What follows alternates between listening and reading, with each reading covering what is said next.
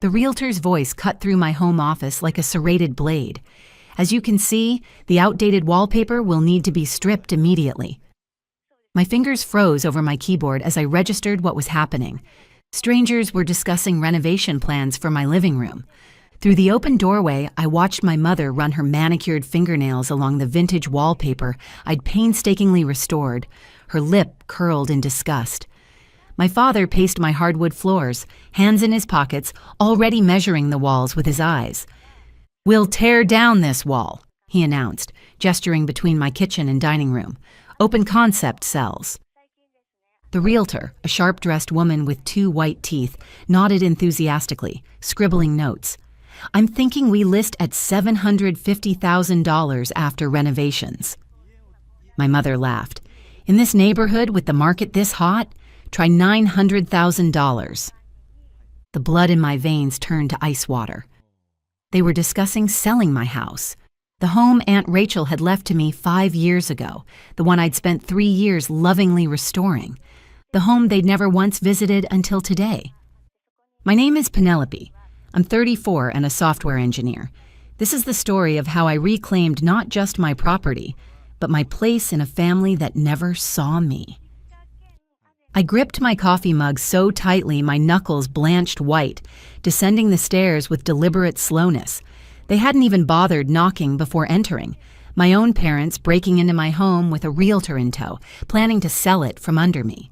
I'd later discover they still had the spare key Aunt Rachel had given them years ago for emergencies, which they'd never returned after her passing.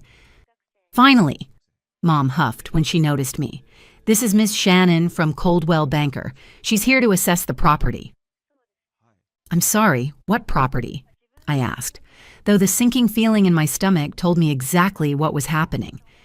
Dad wandered into my living room, that familiar look of disdain darkening his features. "Don't play dumb, Penelope. We're selling this dump." Miss Shannon extended her hand, which I deliberately didn't take. "Your parents tell me you've been squatting here since your aunt passed. I'm sure we can find you a nice apartment once we get this place market ready." Squatting. In my own house. "The wallpaper has to go," Mom continued, as if I weren't standing right there. "And these old hardwood floors. Nobody wants original hardwood anymore. We'll put in that gray laminate everyone loves." Miss Shannon nodded. "The bones are good, but it needs updating." They were discussing the dismantling of my home, the place where I'd finally found peace after a lifetime of being invisible to them, as if I were a temporary inconvenience. "Losers like you should rent forever," Mom said, turning to me with that familiar sneer. "You're 34, single, working some computer job from home. You don't need a 4-bedroom house. It's embarrassing, honestly." "Pack your trash," Dad added, already opening my closets to inspect them. "We'll give you 2 weeks. That's generous." While Ms. Shannon measured my living room windows, I sipped my coffee, a strange calm settling over me. "Ms. Shannon, can I ask you something?"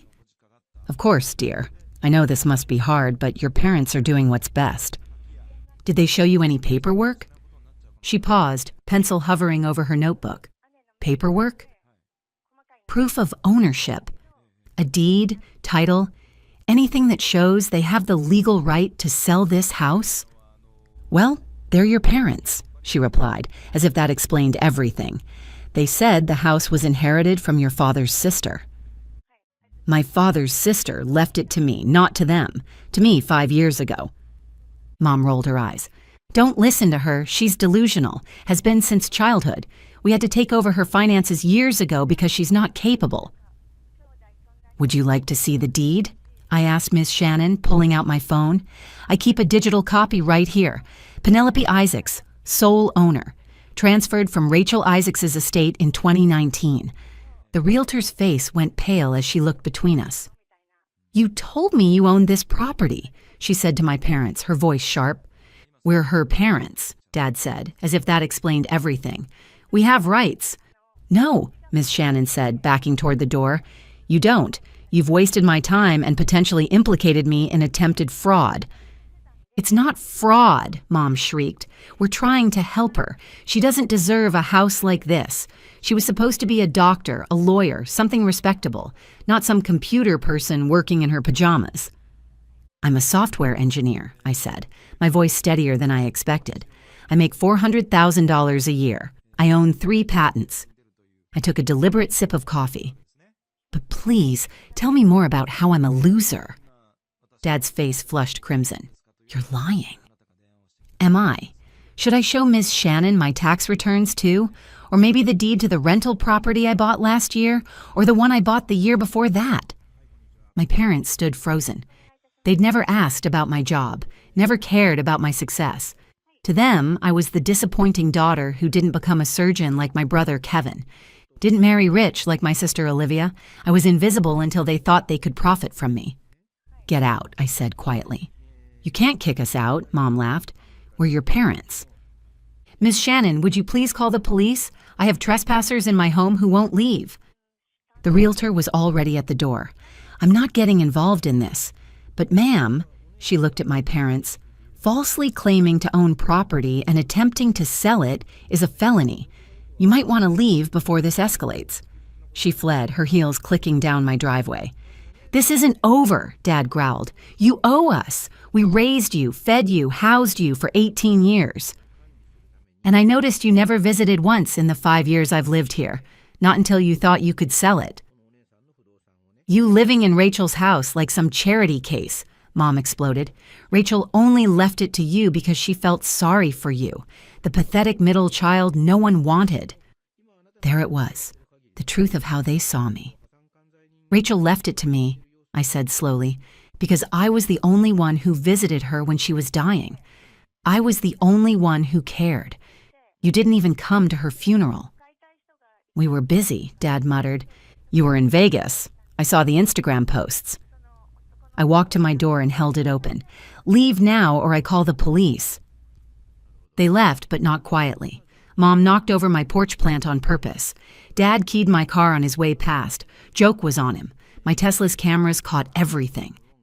That night, I got a text from my brother Kevin. Did you really kick Mom and Dad out? They're saying you stole Aunt Rachel's house. Then from Olivia. How could you? They were trying to help you. I didn't respond. Instead, I did something better. I pulled up the county property records website, public information, all of it. My parents' house, the one they'd been bragging about for 30 years, the one they'd said was worth $2 million, was in foreclosure. They were 4 months behind on payments. The notice was dated 3 weeks ago. That's why they wanted my house. Not to help me, but to save themselves. I dug deeper. Dad's business, the one he'd been running into the ground for years while telling everyone he was a successful entrepreneur, had filed for bankruptcy. Mom's credit cards were maxed out. I found court records of 3 lawsuits from creditors. They were broke, completely, utterly broke. And then I found the eviction notice. They had 30 days to vacate their house, 30 days from yesterday. They hadn't come to sell my house for my own good. They'd come to steal it because they were about to be homeless. I called my lawyer, Teresa, an old college friend who'd helped with Aunt Rachel's estate. They did what? She laughed when I told her. Oh, this is gold. Did you get it on camera? My doorbell camera got everything, including them claiming to own my house. Beautiful. File a police report for the attempted fraud and the vandalism to your car. Get a restraining order, too. With their financial situation, they're going to get desperate. She was right. The next day, they showed up again, this time with a different realtor. I called the police. They were issued a warning. The day after that, they tried to break in while I was at the grocery store. My security system alerted me, and the police caught them in my backyard trying to jimmy the sliding door. I immediately called 911 from my phone and drove home, arriving just as the officers were putting my parents in handcuffs, arrested both of them. At their arraignment 2 days later, they stood in orange jumpsuits while the judge read the charges: attempted breaking and entering, trespassing, vandalism, and attempted fraud. Your Honor, their public defender said, my clients are facing eviction and believe they had a right to their daughter's property. No one has a right to someone else's property, the judge cut him off. Bail is set at $10,000 each. They couldn't make bail. They sat in jail for 3 days before Olivia finally put up the money. While they were locked up, I did something that would make Aunt Rachel proud. I bought their house. Not directly. That would have been too obvious. I used an LLC I'd created for my rental properties. Cash offer as is. Quick close. The bank was thrilled to get it off their books. I got it for $400,000, a steal considering they owed $1.8 million on it. My parents were served eviction papers the day they got out of jail. The new owner was giving them 72 hours to vacate. They called me, of course. "Please," Mom sobbed into the phone. "We have nowhere to go. No money. Nothing." "Rent an apartment," I suggested. "I hear there are some nice ones on the south side." "Those are Section 8, Dad roared in the background. "We're not those people." "You're right," I said. "Those people probably didn't try to steal their daughter's house." "We're your parents." "You were my parents. Now you're just two people who tried to commit fraud and got caught." The day they were evicted, I was there. Not as their daughter, but as the representative of the LLC that now owned the house. I brought a crew to change the locks and security codes. They stood on the lawn with their hastily packed boxes, my brother Kevin arguing with the police about family rights, while Olivia cried about the injustice of it all. "You bought it," Mom finally realized, seeing me with the keys. "You bought our house?" "The bank's house," I corrected. "You haven't owned it for months. What are you going to do with it?" I smiled. "I'm turning it into transitional housing for women leaving domestic violence situations. Aunt Rachel would have loved that. She always said this house should shelter people who needed it." Dad lunged at me, but the police officer stepped between us. "Sir, step back." "She's destroying our lives," he screamed. "No," I said, looking him in the eye. "You destroyed your own lives. You spent 30 years telling me I was a loser, a disappointment, worthless. You tried to steal my house when yours was being foreclosed. You brought a realtor to my home and tried to sell it. You said losers don't deserve property." I held up the keys to their former house. "Turns out you were right. Losers don't deserve property, and you just lost yours." Kevin tried one last guilt trip. "Where are they supposed to go?" "I don't know, Kevin. Maybe you could help them. You're the successful surgeon, right? The golden child. Surely you have room in your mansion." His face went pale. I can't. Vanessa would never. And the kids?" "Right, the kids," I nodded. Funny how family obligations only flow one way in this family. Olivia was no better. "I'm in the middle of a divorce. I can't take them." So my parents, who'd spent decades calling me the family failure, stood homeless while their successful children made excuses. I got in my Tesla, the one Dad had keyed, the repair bill for which would be added to his restitution, and drove away. They're living in a motel now, from what I hear. Kevin and Olivia split the cost of a room for a month, then abandoned them. Mom got a job at Walmart. Dad works at a car wash. They're at the age where they should be retiring, but their greed and cruelty cost them everything. The transitional housing opened last month. 6 women and their children now live in my parents' former mansion. They've turned Mom's prized rose garden into a vegetable garden. Dad's home office is now a playroom. The dining room where my parents hosted dinners to show off their wealth is now where survivors share meals and rebuild their lives. I kept one thing from the house, a photo from my parents' wall. It's them at some charity gala dressed in designer clothes, surrounded by other wealthy couples, champagne glasses raised, the picture of success. I hung it in the transitional house's office with a plaque. This house was donated by a woman whose parents tried to steal her home. Let it serve as a reminder that true wealth isn't what you take from others, but what you give to those in need. Last week, I got a letter from my mother. She's asking for money, of course. Says they're sorry, says they've learned their lesson, says family should forgive. I sent back a copy of the deed to my house, highlighted where it says, Penelope Isaacs, sole owner. At the bottom, I wrote, "Losers don't deserve property. You taught me that. Thanks for the lesson." They wanted my house because theirs was gone. They called me a loser who should rent forever. They brought a realtor to steal what I'd earned. Instead, they lost everything, and I bought their house for less than I make in a year. Aunt Rachel was right in her will. I leave my house to Penelope, the only one who knows that a home isn't about property value. It's about values, period. My parents never understood that, now they never will. As for my relationship with my siblings, we haven't spoken since the day of the eviction. Kevin and Olivia both blocked my number after I refused to give our parents money. I'm officially estranged from my entire family now, and I've never felt more at peace. As for the legal charges against my parents, they eventually accepted a plea deal 3 months after their arraignment. They pled guilty to trespassing and attempted breaking and entering in exchange for the fraud charges being dropped. They received 2 years of probation and were ordered to pay restitution for the damage to my Tesla. The judge also made the restraining order permanent. They can never legally come within 500 feet of me or my property again. Before you go, here's a quick bonus for sticking around. If you love learning and growing like I do, you need to try audiobooks. I've got an exclusive deal with Audible. Your first month is completely free. That's access to over 500,000 titles, zero cost to you. All the details are waiting in the description. Don't miss this one.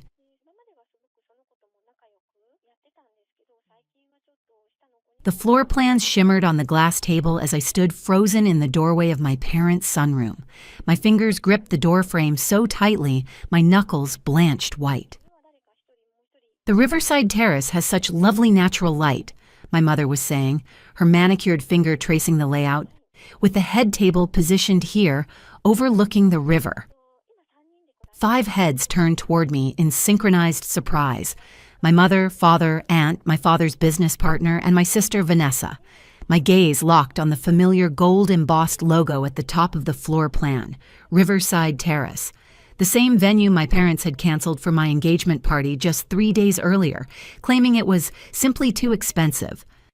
My mother recovered first. "Rebecca, we didn't know you were coming by. We're just finalizing some details for Vanessa's birthday celebration at the Riverside Terrace." The betrayal crystallized in that moment. Not a question, not an apology, just a statement of fact.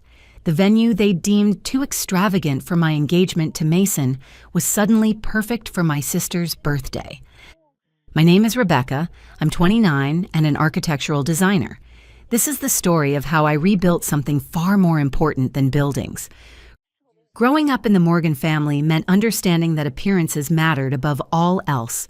My father built Denver's largest commercial real estate firm through connections forged on golf courses and at charity galas. My mother served on the boards of the city's most prestigious cultural institutions, ensuring our family name appeared in all the right society columns. 3 days earlier, I'd been at work when my mother called to cancel the reservation for my engagement party at the Riverside Terrace, my dream venue since I was 16.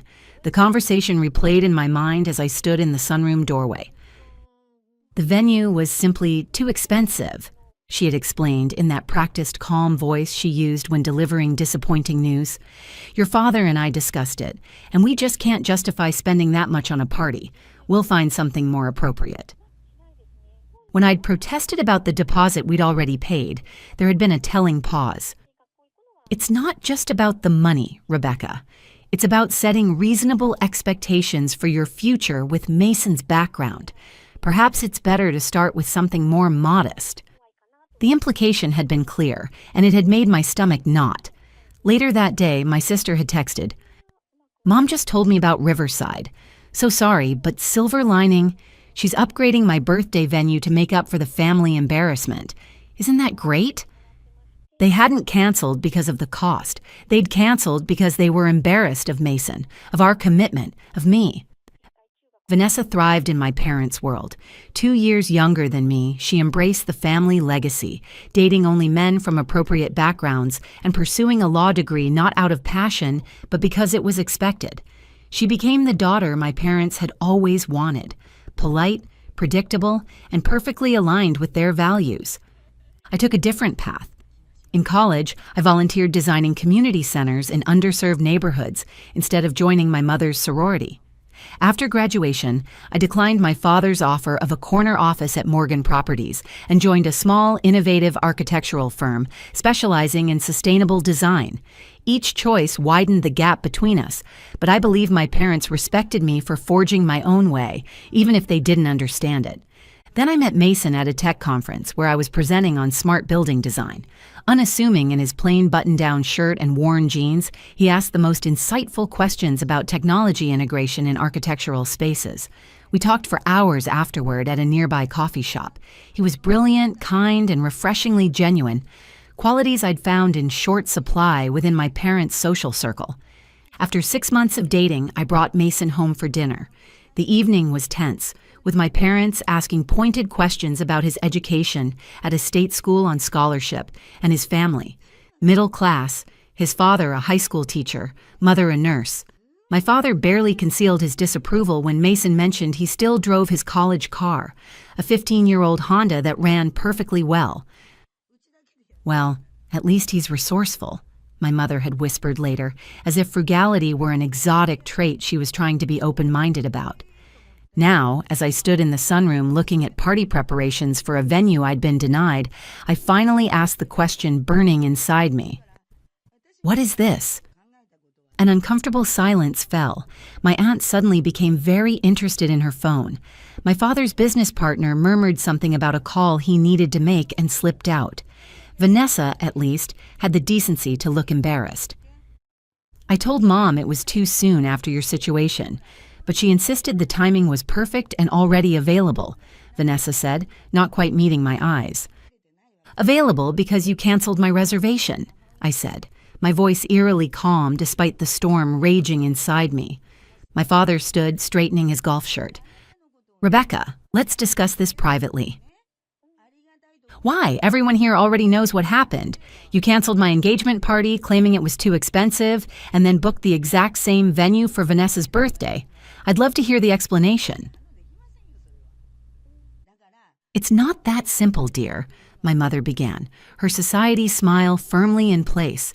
With the guest list we've cultivated for Vanessa's event, the Riverside makes perfect sense. Connections your father can foster there. And my guests weren't important enough. My celebration wasn't worth it. That's not what your mother is saying, my father interjected. Look, Rebecca, we've been patient with this phase of yours. The job at that small firm, the modest apartment, and now, Mason. Mason? My voice hardened. What does my fiancé have to do with this? My parents exchanged a look I'd seen too many times before, the one that preceded some difficult truth they felt obliged to share for my own good. He's just not suitable, my mother finally said. Not for someone with your background. He's nice enough, but he has no ambition, no family connections, nothing to offer. Except love, respect, and support, I countered. Things that actually matter. My father sighed heavily. Your fiancé isn't good enough for this family, Rebecca, and deep down, you know it. We're simply trying to save you from making a mistake you'll regret.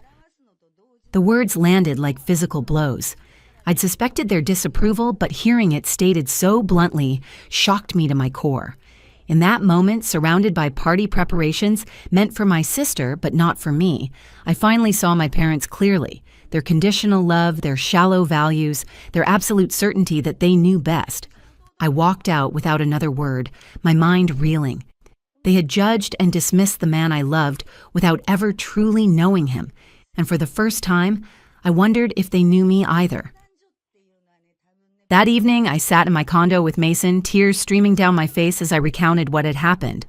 I'd gone to my parents' house to pick up some design magazines I'd left there the previous weekend, using my own key to let myself in as I often did, never expecting to find them planning Vanessa's party at my canceled venue. Mason listened quietly, his expression more sad than angry. When I finished, he took my hands in his. I'm sorry they hurt you, he said gently, but I'm not surprised by how they feel about me. I thought they'd at least try to get to know you, I said, wiping my eyes. I thought family mattered more than money. Mason gave me a sad smile. Some people can only see value in things they already understand. Your parents measure worth in a specific way, and I don't fit their metrics. His calm acceptance only made me more determined. Let's host our own engagement party, I suddenly suggested. Something simple but meaningful. We don't need the Riverside Terrace. We don't need them. Mason hesitated. Are you sure? This is your family, Rebecca.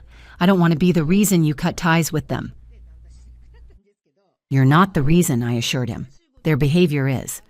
Please, let's do this our way. Over the next 2 days, I channeled my hurt into action. I found a charming rooftop venue at a local brewery, reached out to friends, and designed digital invitations. It was coming together beautifully, a celebration that reflected who we really were, not who my parents thought we should be. Then came Friday morning and a call from Vanessa. "Mom's invited the Hendersons to my party," she said without preamble. "The Hendersons?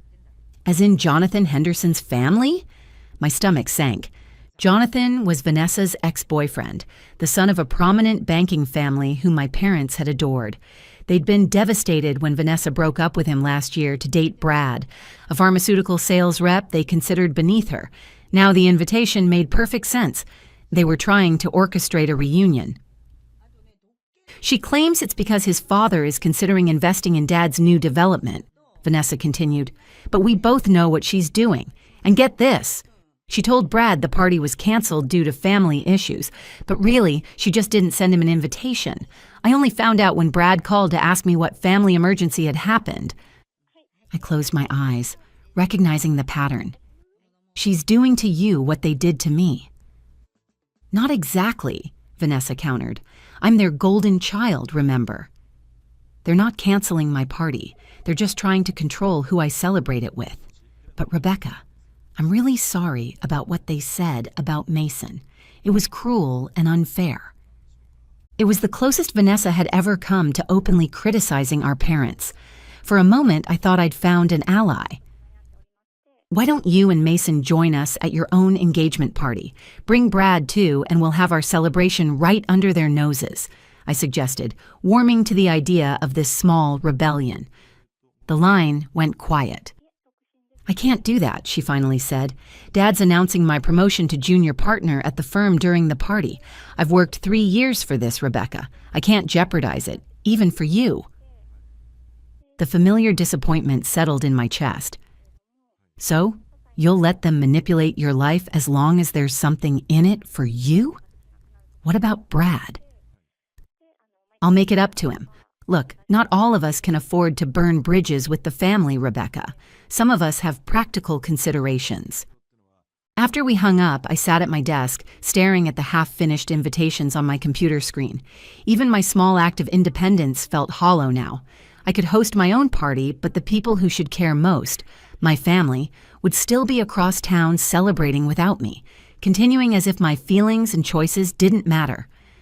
Mason found me like that an hour later, my engagement ring glinting in the light as I twisted it around my finger, wondering if I was fighting a battle I couldn't win.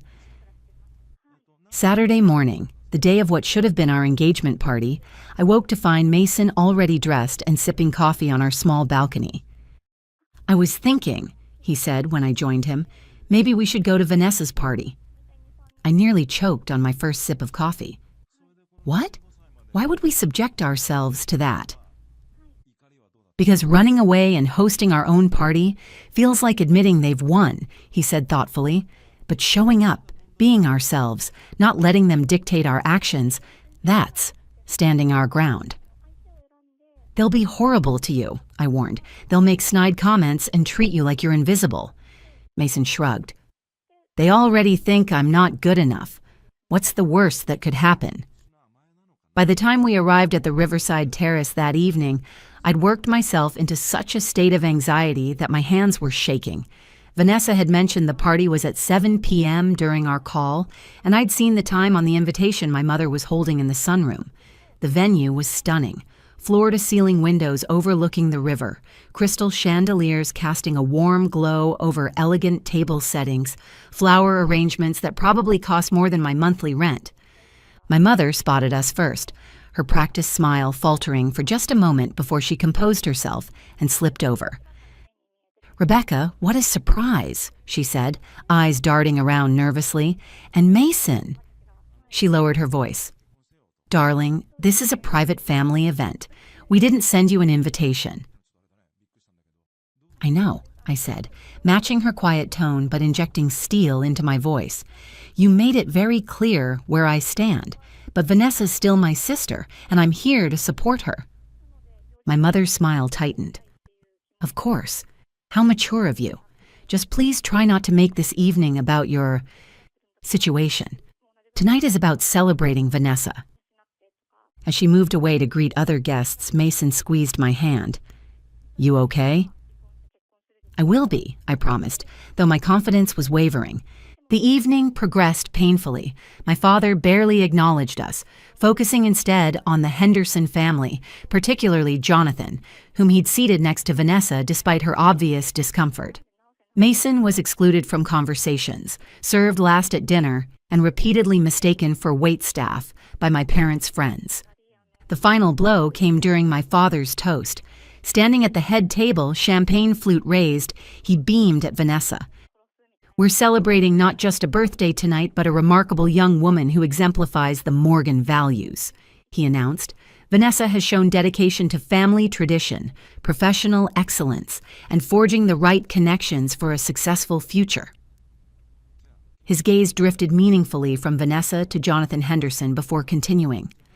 In fact, I'm proud to announce that Vanessa is being promoted to junior partner at Morgan Properties, where she will help lead our exciting new venture with Henderson Financial Group. Applause erupted while I sat frozen in shock. This wasn't just a birthday party or even just a professional announcement. It was an orchestrated business merger between families, one that would bind Vanessa to Jonathan through their parents' companies, making any possibility of her choosing her own path increasingly difficult. And suddenly, with crystal clarity, I understood what was happening. This wasn't about Mason not being good enough, it was about control, about maintaining the Morgan dynasty on their terms. As realization dawned, I felt Mason tense beside me. Following his gaze, I saw my father deep in conversation with a man I didn't recognize. The stranger kept glancing in our direction, his expression shifting from disbelief to something like awe. Mason, I whispered. Who is that man? Robert Maxwell, he replied tightly, CEO of Pinnacle Tech. Before I could ask why the CEO of one of the country's largest technology companies would be interested in us, Mason was already standing. We need to leave, now.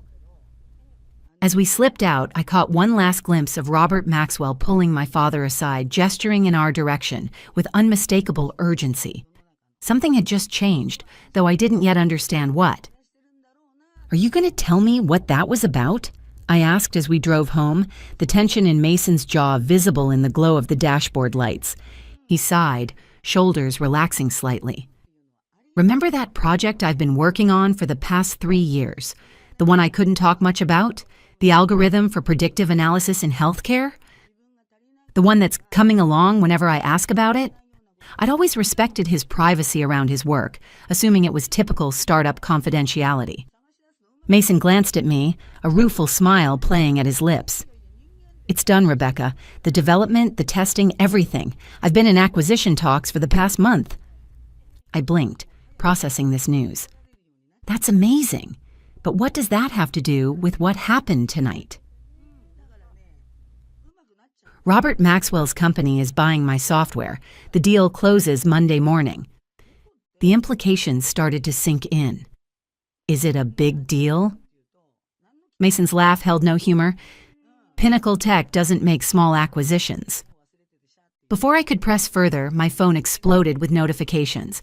3 missed calls from my father, 2 from my mother, and a text from Vanessa. What the hell did your fiancé do? Dad and Maxwell are losing their minds. I showed Mason the text. Care to fill me in on the rest?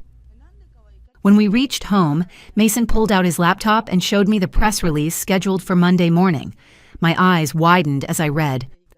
Pinnacle Tech acquires BioPredict for $175 million. $175 million? I gasped, looking up from the screen. Mason, this is life-changing. He nodded. That's why I've been so distracted lately. The negotiations, the legal reviews, the planning. He took my hands. I wanted to tell you, but the confidentiality agreements were ironclad until the deal closed. My racing mind connected the dots. So Robert Maxwell recognized you tonight. That's why he was talking to my father. Apparently. Mason ran a hand through his hair. I've been in meetings with him weekly for the past month. Maxwell insisted on being personally involved in this acquisition since healthcare AI is their new strategic focus. I guess he thought your father already knew who I was. Just then, my phone rang again. My father. I hesitated, then answered on speaker. "Rebecca," he began, his voice unusually deferential. "Is Mason with you? I'd very much like to speak with him about a potential opportunity." "It's nearly midnight, Dad," I replied, my voice cool. "What opportunity could possibly be so urgent?" Robert Maxwell mentioned that Mason's company has developed some extraordinary healthcare technology. Morgan Properties is expanding into the medical office sector, and we'd be very interested in discussing potential collaborations. The audacity was breathtaking. Hours ago, my father couldn't be bothered to acknowledge Mason's existence. Now, sensing a business opportunity, he was falling over himself to connect. "Actually," I said, a plan forming in my mind, "we'd love to discuss this further. How about brunch tomorrow, say 11 a.m. at the Riverside Terrace?" My father readily agreed, promising to make the arrangements immediately. After hanging up, Mason looked at me questioningly. "The Riverside Terrace? Are you sure?" "Absolutely," I said, my determination growing stronger. "If they want to talk business with you, they can do it where our engagement party should have been, and they can face exactly who you are, not who they assumed you were." Mason smiled, but his expression remained concerned. "Rebecca, I never wanted my work or money to matter in our relationship. That's why I drive an old car and wear simple clothes. I wanted to be valued for my ideas, not my bank account." "And I do value you for that," I assured him. "But tomorrow isn't about the money. It's about showing my parents the consequences of judging people based on appearances and about reclaiming our dignity on our own terms." As we prepared for bed, my phone buzzed with a text from my father. "Brunch confirmed, Riverside Terrace private room. Looking forward to discussing exciting opportunity with Mason." The stage was set for our own version of justice. The Riverside Terrace looked different in daylight, less imposing, more transparent. Sunlight streamed through the windows, casting long rectangles of light across the polished floors. No hiding in shadows today. My parents arrived first, dressed in their Sunday best, faces carefully arranged in welcoming expressions. Vanessa came too, curiosity apparently overriding her embarrassment. She'd brought Brad along, a small act of defiance I quietly appreciated. Mason and I entered last. He wore the same simple button-down shirt and jeans he'd worn when we first met. A deliberate choice we'd discussed that morning. I dressed professionally but modestly. Architect Rebecca, not Morgan heiress. "Rebecca Mason, wonderful to see you again," my father boomed, extending his hand with newfound enthusiasm. "Robert Maxwell speaks very highly of your work, very highly indeed." "Thank you for arranging this," Mason politely replied, his demeanor unchanged from every other interaction with my parents, respectful but unimpressed by their status. We settled at the table.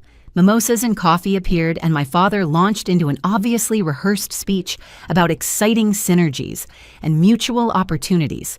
My mother nodded along, occasionally touching Mason's arm to emphasize a point, the same Mason she couldn't be bothered to speak to directly a week earlier.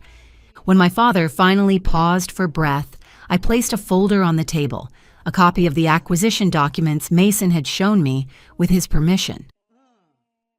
"Before we go further," I said calmly, "I think we should be clear about what we're discussing." I opened the folder, turning it to face my parents. "Mason isn't just developing healthcare technology. He founded BioPredict, which Pinnacle Tech is acquiring tomorrow for $175 million.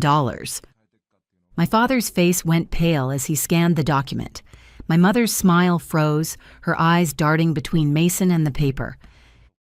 "I believe," I continued, "that Morgan Properties actually approached Pinnacle last year about partnering on their medical campus and were declined. Isn't that right, Dad?" The silence that followed was deafening. My father cleared his throat, composure slipping for perhaps the first time in his professional life. "I wasn't aware of the scale of Mason's involvement," he admitted. "This is certainly impressive." My mother recovered more quickly. Mason, you should have told us. All this time we thought... She trailed off, realizing there was no acceptable way to finish that sentence. Thought what? I prompted. That he wasn't good enough because he drives an old Honda? Because he doesn't flash his wealth or connections? Vanessa was staring at Mason with new eyes. Wait, BioPredict? Brad applied for a position there last year. They're incredibly selective. Brad nodded, looking sheepish. I didn't get past the second interview. Too many qualified candidates. Mason hires people based on their skills and character, I explained, not their pedigree or connections. Novel concept, isn't it? The implications were sinking in. The man they'd dismissed, the engagement they'd tried to undermine, the celebrations they'd canceled, all based on assumptions about worth that were both wrong and shallow. We obviously misjudged the situation, my father said stiffly. Perhaps we could start fresh, host a proper engagement party for you both at the riverside, of course. No expense spared. I looked at Mason, who gave me a small nod of support. That won't be necessary, I said. We're having our celebration next Saturday at the Mill Creek Brewery rooftop. Simple, meaningful, with people who've supported us all along. Rising from my seat, I continued. I didn't come here for apologies or to change your minds about what matters. I came so you would understand what you lost with your judgment. Not just a successful son-in-law, but a daughter who needed you to see beyond your own narrow definition of value. Taking Mason's hand, I walked out of the riverside terrace for the second and final time, leaving my parents to contemplate the true cost of their superficial standards.